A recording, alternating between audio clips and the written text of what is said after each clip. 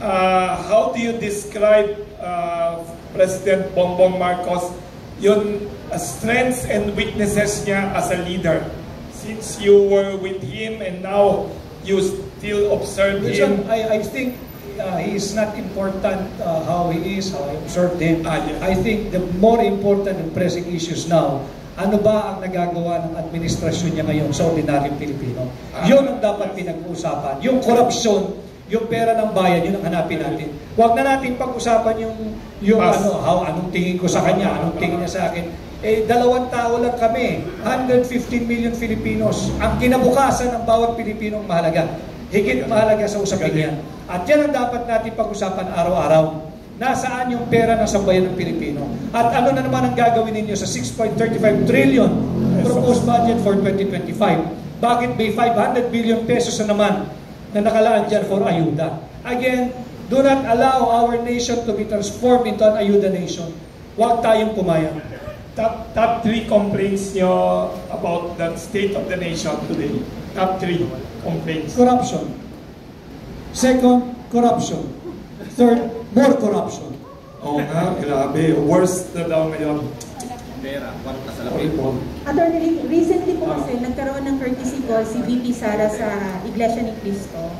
Kumusta po ang relasyon ninyo sa grupong ito? And lastly, boss, ibalik ko lang po sa Kingmaker. Ang sabi po ninyo, ito po ay sagot ninyo sa lahat ng kasinukalingang ginawa nila sa inyo or sinabi nila tungkol sa inyo.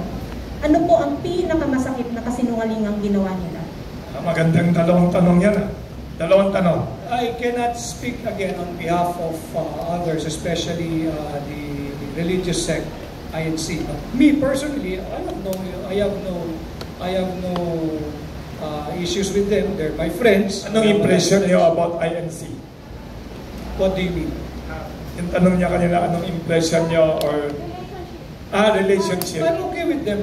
Yes. I'm okay with them. But of course, I cannot speak on their behalf.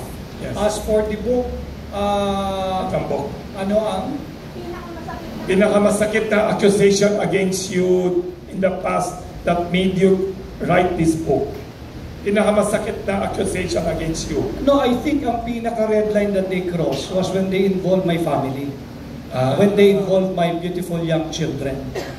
If you have a beef against me, if you have an issue against me, deal with me. Pag may dama yung misis ko, yung mga anak ko, bakit hindi mo ako kumprontahin? Sabi niyo, you wrote this That's for your why children. I wrote that for my children. Because I do not want them to grow up, at sasabihin sa kanila, yung tatay mo pala ay ganito, ang tatay mo pala ay corrupt, ang tatay mo pala ay nag-appointment for sale. I did this purposely for them, and of course for the Filipino people. And that's the reddest line that those people cross. Do not involve a man's family